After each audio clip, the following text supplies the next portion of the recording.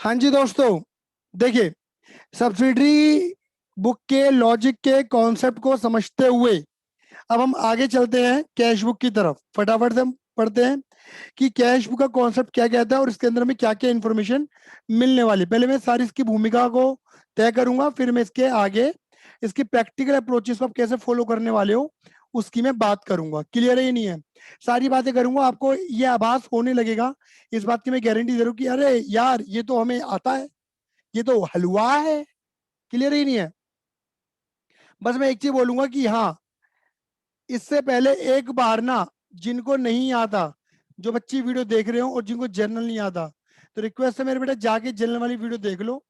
पहले जर्नल की अच्छे से प्रैक्टिस करो और फिर कैश बुक पढ़ो, तो आपको देखना जर्नल सॉरी कैश बुक टपाटप आएगा। बेटा, कैश बुक के अंदर कोई और बात नहीं होती, सिर्फ कैश के आने की और कैश के जाने की बात होगी। कैश के आने और जाने की बात होगी।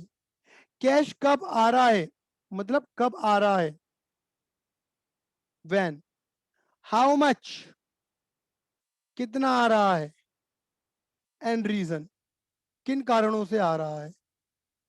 कैश कब जा रहा है, कितना जा रहा है, कितने कारणों से जा रहा है। इसे नॉर्मली कुछ लोग डे बुक भी कहते हैं। क्या कहते हैं? ये डे बुक है जी, डे बुक। बड़ी बड़ी कंपनियां जहां रोज कई लाखों करोड़ों का कैश आता है, पैसा आता है, और लाखों करोड़ों का पैसा जाता भी है, तो वो डे बेसिस पे काम करते हैं, मतलब डे बेसिस पे बनाते हैं कैश बुक। अब जैसा अगर मैं बोलूँ तो मैं तो भैया मंथली बनाता हूँ, लेकिन जो बड़ी कंपनियां होती हैं, वो जिनके पास डेली बेसिस पे पैसा आता है, वो क्या बनाते हैं बेटा जी, किस बेसिस पे? डे बेसिस पे। दिन की शुरुआत में कितना पैसा था, दिन में कितना आया, दिन में कितना गया, कितना बचा, क्या गले में इतना है तो ठीक, नहीं है तो गड़बड़, कहाँ गया पैसा। मतलब कुल मिलाकर अगर मैं बात करूं, ये तुम्हारी पूरी कैश कंट्रोलिंग की बात करेगा। कैश को कंट्रोल करवाने में पैसे का जो आना जाना होता है ना, उसकी रिकॉर्डिंग प्रॉपर रखेगा, और पैसा कितना होना चाहिए, कितना था, कितना आया, कितना गया, कितना बचा होना चाहिए, ये सारी कंट्रोलिंग कैश बुक करवाती है। बात क्लियर होगी नहीं होगी? अभी आगे जाके मैं एक चीज प्रूफ करूंगा कि कैश बुक जो है, ये दो रोल अदा करती है। कितने रोल अदा करती है? दो रोल। मतलब अगर आपको याद हो, मैंने बताया था कि एक होता है जर्नल और एक होता है लेजर। याद है? एक होता है जर्नल, एक होता है लेजर। तो कैश बुक जो है ना, वो जर्नल और लेजर दोनों का रोल अदा करती है। जर्नल को बोलते हैं मेरे बेटा, पता है क्या? Primary book. तो कैश बुक प्राइमरी बुक का भी रोल अदा कर रही है, और लेजर को बोलते हैं प्रिंसिपल बुक। तो कैश बुक प्रिंसिपल बुक का भी रोल अदा कर रही है। आपको क्या है? ऐसे कैसे? अभी थोड़ा वेट करो, बस इतना बता रहा हूँ, ये दोनों रोल अदा करती है। प्राइमरी बुक ये जर्नल भी है, प्रिंसिपल बुक ये लेजर भी है, बात खत्म। ये दो रोल अदा करती है। ये डे बुक है, डेली बेसिस पे बनाई जा सकती है, मंथ बेसिस पे बनाई जा सकती है। बोलो हाँ या ना? इसको करने से पहले एक बार जर्नल कर लेना, और ये पैसे का आना जाना बताएगी, कैश कंट्रोलिंग के बारे में तुम्हारी हेल्प करेगी। सवाल आता है कि कैश बुक कितने तरीके की होती है, या तुम कितने तरीके की कैश बुक बनाई जा सकती है। तो बेटा, कैश बुक होती है चार तरीके की, एक, दो, तीन और चार। कैश बुक होती है चार तरीके की। और बोलिए एक काम और करते हैं, ये जो मैंने चौथी लिख दी ना चार, इसे ऐसे ना लिख के ऐसे लिखते हैं,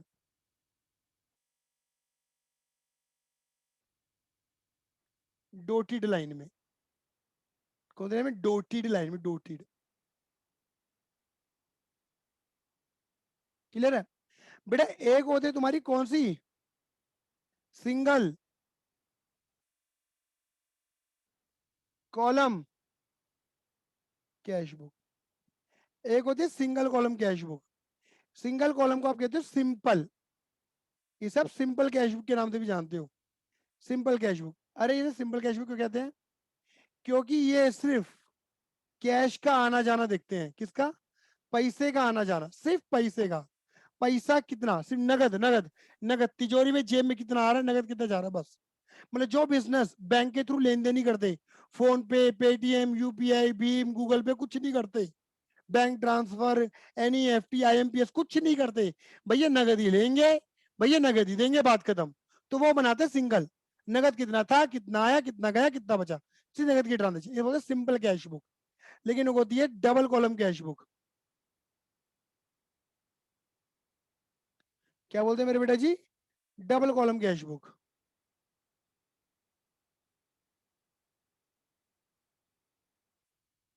डबल कॉलम कैश बुक। अब डबल कॉलम के अंदर पता क्या होता है? आप तो जानते हो कि हम पैसों को लेन देन नॉर्मल दो तरीके से करते हैं। हम कैश में आना जाना भी करते हैं, और हम बैंक के थ्रू भी। भाई कुछ बच्चे मुझे बैंक में फीस दे देते हैं, कुछ बच्चे मुझे नगद दे देते, कैश दे देते। तो मैं क्या बोलूंगा, मतलब पैसों की ट्रांजेक्शन दो तरीके से होती है, कैश और बैंक। तो मैं दोनों तरफ की कंट्रोलिंग चाहिए। तो double column, double column cash book. और एक होती है तुम्हारी, डबल के बाद क्या आता है? ट्रिपल। हाँ, ट्रिपल कॉलम कैश बुक। अब इसके अंदर क्या हो रहा है? इसके अंदर तीन कॉलम बड़े मेन हो जाते हैं। एक है तुम्हारा कैश का आना जाना पैसे का, एक बैंक के थ्रू, मतलब इसके अंदर डबल कॉलम तो कवर हो ही रही है। एक कॉलम और बढ़ जाता है जिसे बोलते हैं डिस्काउंट का कॉलम। डिस्काउंट। और आपको पता है डिस्काउंट भी कौन सा रिकॉर्ड करते हो, ट्रेड या कैश? ट्रेड डिस्काउंट तो रिकॉर्ड होता नहीं है। कौन सा डिस्काउंट रिकॉर्ड होता है? Cash discount. तो ये कैश डिस्काउंट का कॉलम बनता है, क्योंकि ये पैसे के आने जाने के ऊपर डिपेंड होता है। पैसा आया तो डिस्काउंट दिया, पैसा गया तो डिस्काउंट लिया। तो पैसा डिस्काउंट कितना ले रहे हो दे रहे हो, यहीं पर ही तीसरे कॉलम में रिकॉर्ड हो जाता है। इसमें सबसे ज्यादा जो इंपॉर्टेंट है जो आती हैं, वो होते double column, mainly double column, cash और बैंक का कॉलम। बात क्लियर हो गई? एक और होती है, वो भी तुम सीखोगे, उसे अलग से सिखाएंगे तवज्जो देके, पेडी कैश बुक। अभी मैं इसके बारे में चर्चा नहीं करूंगा, क्योंकि अलग से लेक्चर देना है मेरे बेटे जी इसके बारे में। तो पेडी कैश बुक ये बिल्कुल डिफरेंट होती है, बिल्कुल अलग होती है, इसकी बात नहीं करेंगे। अब मैं आपको जो फॉर्मेट क्लियर करूंगा ना, भाई मुझे तो इतना पता है, अगर मैंने डबल कॉलम क्लियर कर दी तो सिंगल कॉलम तो ऑटोमेटिक कवर हो रही है, और ट्रिपल कॉलम में ज्यादा कुछ बड़ी बात है नहीं। मेन डबल कॉलम है। डबल कॉलम कहीं ना कहीं एक ऐसी कैश बुक होती है जो सारे कॉन्सेप्ट को खोल के रख देती है, सारे कॉन्सेप्ट तुम्हें क्लियर कर देती है। क्लियर है? तो बेटा अगर आप देखोगे तो मैंने नीचे ऑलरेडी क्या बना रखा है, फॉर्मेट ड्रॉ करा हुआ है, किसका? डबल कॉलम का। ये देखो, ये मैंने डबल कॉलम का ऑलरेडी फॉर्मेट ड्रॉ करा हुआ है। ठीक है, बात क्लियर हो गई? हालांकि हालांकि मुझे जो था, अगर कलर चेंज हो जाए तो वो कर दूं, बस बहुत बढ़िया, मुझे यही करना था बस। ये देखो, ये जानबूझ के मैंने आपको दिख रहा होगा ये बीच में कौन सा अल्फाबेट है, टी। और इसके बाद मैंने आपके साथ जब लेजर पढ़ाया था ना आपको, तब मैंने चर्चा करी थी कि इसे बोलते हैं T shape format. T shape format. Clear ही नहीं है? तो पहले हम लिखेंगे इन दी बुक्स ऑफ, मैंने लिखा इशू। मैंने एग्जाम्पल के तौर पे इशू लिख लिया मेरे बेटा जी। इशू यानी कि उस कंपनी का नाम, उस बंदे का नाम जिसकी तुम कैशू बना रहे हो। मिड ऑफ द पेज, जैसे आप अपनी कॉपी के ऊपर बनाओगे ना, ये तुम्हारी कॉपी है, तो इस कॉपी को तुम्हें क्या करना है, समझना। इस कॉपी के ये जो छोर है, ये वाला जो कोना है, इस कोने से मिला देना है। दोनों कोने उसके अपोजिट कोनों से मिला दो, कॉर्नर से। और ऐसे कर दो, मतलब एक तरीके से पेज को बीच में से डिवाइड कर दो। हो गई डिवाइड? ये देखो, हो गई डिवाइड बेटा बीच में से। ये मिड है, मिड। यहां पर लिखोगे in the books of issue cash book. Clear है? और दो पार्ट बन गए, ये बीच में टी बनेगा, टी। समझ गए? अब क्या होता है, समझने जरा बातों को। ये टी शेप फॉर्मेट है मेरे बेटे जी, और मैं जो तुम्हें फॉर्मेट सिखा रहा हूँ वो किसका है? डबल कॉलम का। बेटे मैंने डबल कॉलम लिख दिया है, बट तुम्हें नहीं लिखना डबल कॉलम, क्योंकि मैं तो सिखा रहा हूँ, इससे मेरा लिखना जरूरी है। तुम्हें नहीं लिखना, कभी तुम एग्जाम में लिखने लगो डबल कॉलम। आपको तो इन दी बुक्स ऑफ, बंदे का नाम, बंदी का नाम, कंपनी का नाम, कैश बुक, और टी शेप फॉर्मेट। टी का इधर, मतलब टी का अगर आप देखोगे लेफ्ट हैंड साइड डेबिट होती है, और राइट हैंड साइड क्रेडिट होगी। मतलब आपका जो उल्टा आता है वो डेबिट का होगा, जो सीधा आता है वो क्रेडिट का होगा। क्लियर है ही नहीं है?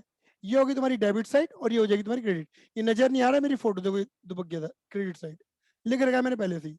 फॉर्मेट देखो, डेट पर्टिकुलर एलएफ, एलएफ का मैंने मीनिंग बता रखा है तुम्हें, और लॉजिक भी बता दिया था, लेजर फोलियो।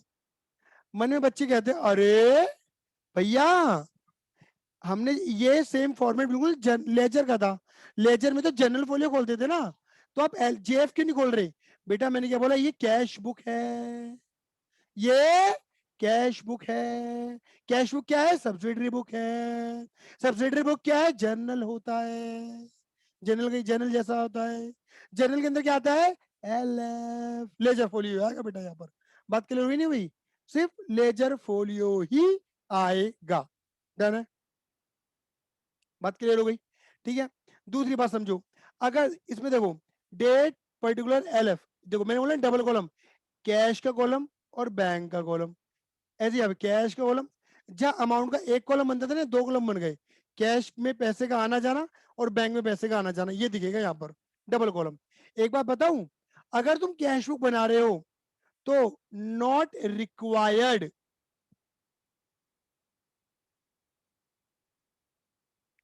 नॉट रिक्वायर्ड, जरूरी नहीं है क्या बनाना, तुम्हें कैश अकाउंट और बैंक अकाउंट, ये कैश और ये जितने भी अकाउंट बनते थे कहां बनते थे? लेजर में बनते थे ना।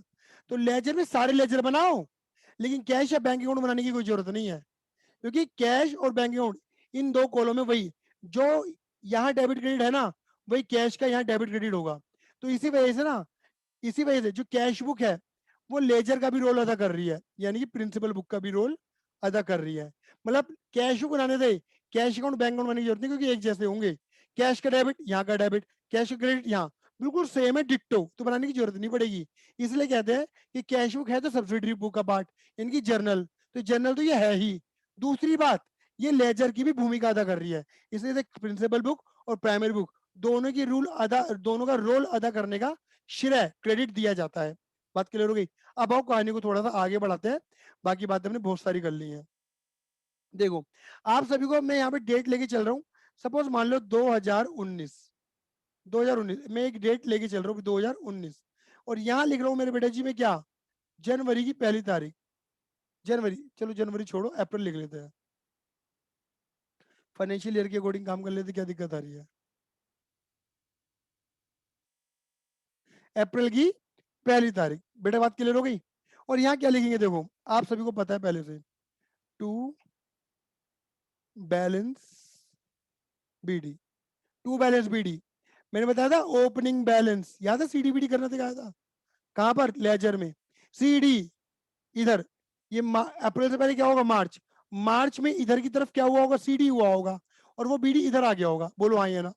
यानी कि अप्रैल की शुरुआत में कितना पैसा है तुम्हारी तिजोरी में, तुम्हारे बैंक में, ये मैंने मान लिया भैया हमारी तिजोरी में 10,000 है और हमारे बैंक में 50,000 है, ये मैं मान के चल रहा हूँ।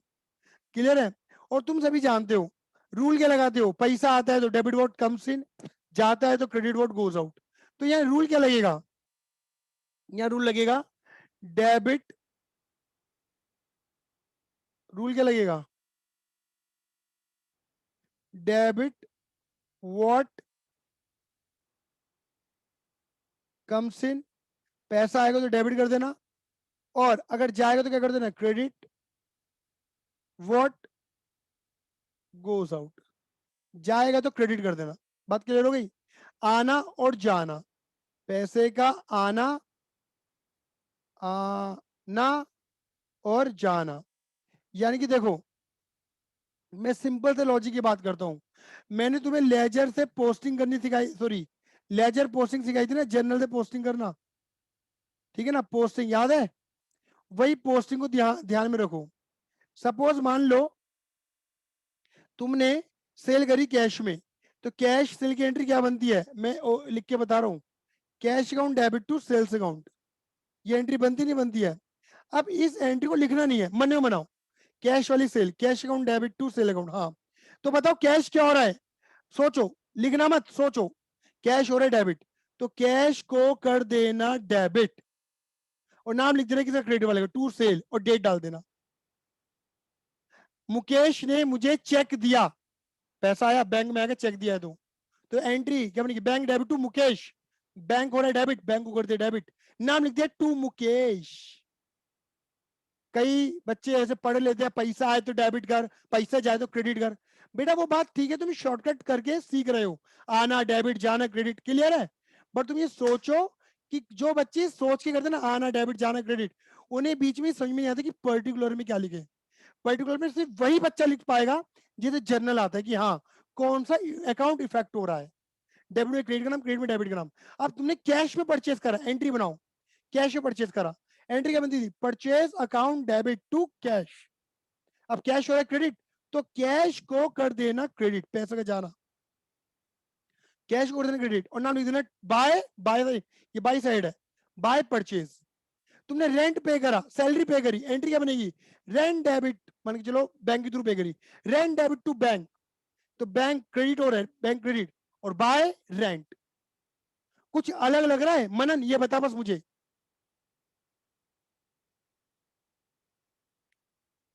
हेलो मनन, कुछ अलग लगा? कुशाग, तनिष्का, ईशान, समझ में आ रहा है? बेटा आवाज नहीं आ हाँ रही? सर आ रहा है। बढ़िया। कुछ अलग तो नहीं लग रहा? बिल्कुल लेजर पोस्टिंग चल रही सर है, आ रहा है हाँ समझ। बिल्कुल लेजर पोस्टिंग चल रही है। डेबिट में क्रेडिट का नाम, क्रेडिट में डेबिट का नाम, बस। जिसको जर्नल आता है वो उठा के पेल देगा, हलवा बना देगा कैश बुक को, पहले बता के चल रहा हूँ। नहीं तो ये सोचते रह जाना, आना डेबिट जाना क्रेडिट, कर लो शॉर्टकट लगा के कर लो, बट पर्टिकुलर को लिखने में दिक्कतें आ जाती है फिर कई बार। बात क्लियर हो गई? तो यानी कि पैसा आता है तो डेबिट करते हैं, नाम क्रेडिट वाले का लिखते हैं, पैसा जाता है तो क्रेडिट करते हैं, नाम डेबिट वाले का लिख देते हैं। तो यहां मैं लिखता हूं टू, ये टू साइड होती है। इनफ्लो ऑफ कैश, पैसा आएगा तो डेबिट, इनफ्लो ऑफ कैश, जिन कारणों से आएगा वो कारण लिखे जाएंगे, इनफ्लो ऑफ कैश नहीं लिखा जाएगा। सपोज हम पे 20,000 रुपए कैश आया और 60,000 रुपए बैंक में आया, पैसा जाना, अप्रैल के 30 दिनों में पैसा गया। सपोज हमारे पास से पैसा गया 18,000 रुपए और यहां से गया 40,000 रुपए। ये 40,000 लिखा है बेटा मैंने।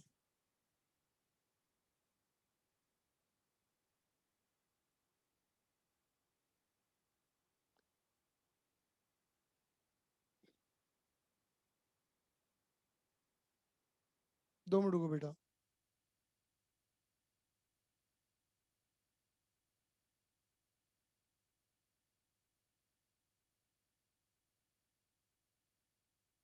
हाँ जी बेटा,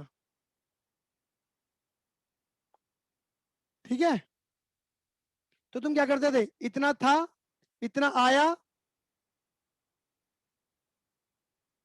अरे यार, हाँ जी, इतना था, इतना आया, इतना गया, और क्या करते थे यहां पर बताओ, बाय बैलेंस सीडी।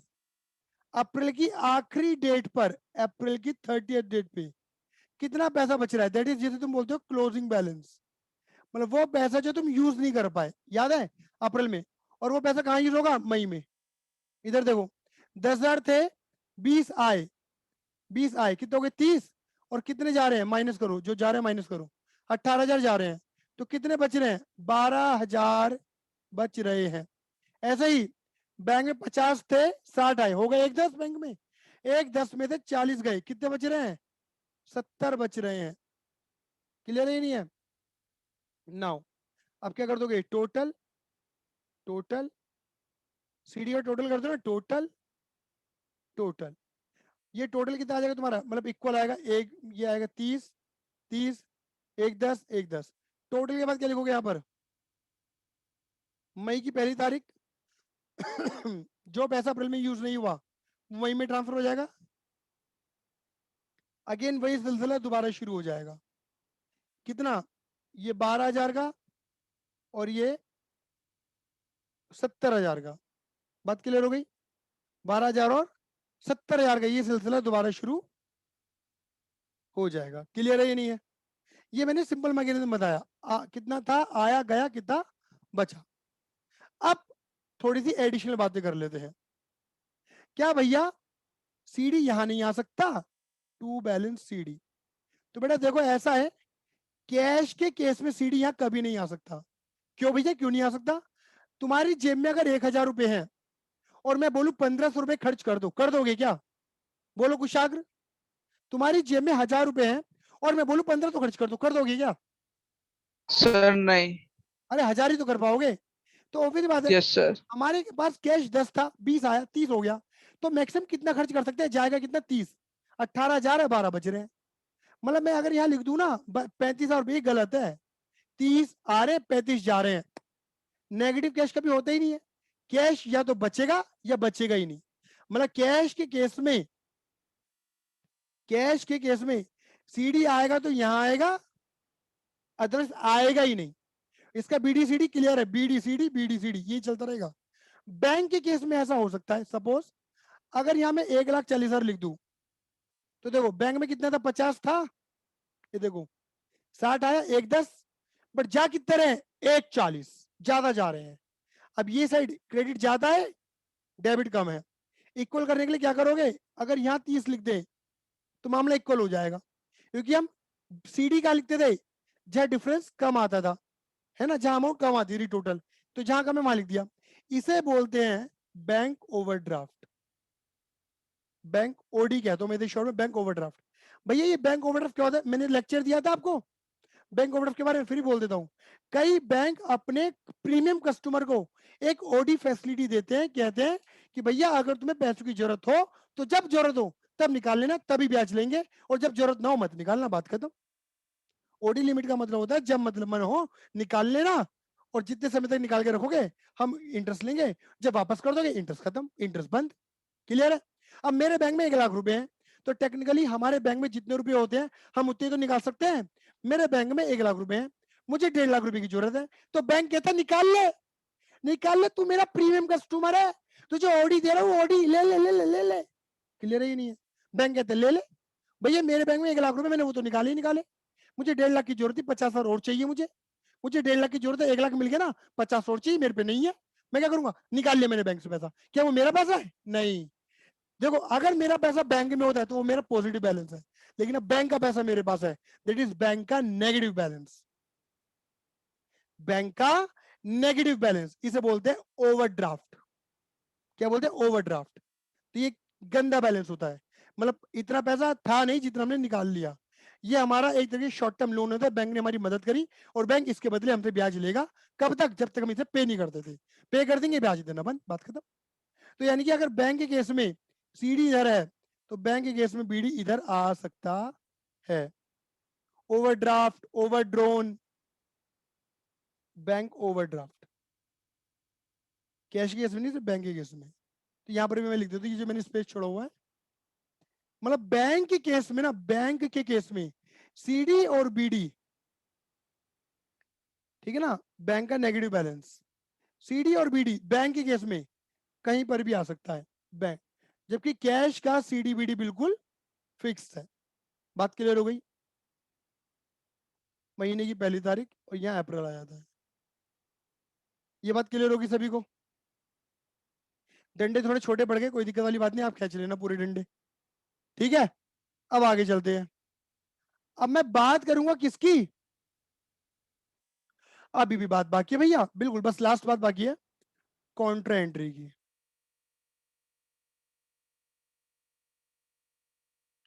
बेटा कोई तुमसे पूछे कॉन्ट्रा एंट्री क्या होती है, एमसीक्यू वगैरह में पूछ ले, वाइवा वगैरह में पूछ ले, कॉन्ट्रा एंट्री क्या होती है, तो तुम बताना।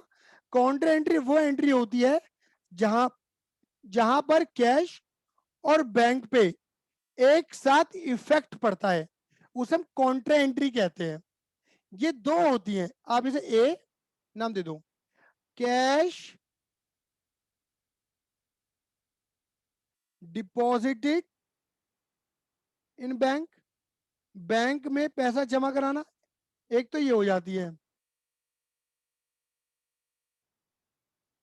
और दूसरी हो जाती है तुम्हारी क्या, कैश विड्रॉ फ्रॉम बैंक, ठीक है ना, बैंक से विड्रॉ करना। जनरल एंट्री तुम्हें आती है बनानी। अगर तुम कैश जमा करोगे बैंक में तो बैंक होगा रिसीवर, बैंक हो गया डेबिट, हम होंगे गिवर, मानेंगे नहीं, कुछ आ नहीं रहा, जा रहा है, credit vote goes out cash. देखो कैश और बैंक दोनों में इंपैक्ट पड़ रहा है, काउंटर एंट्री।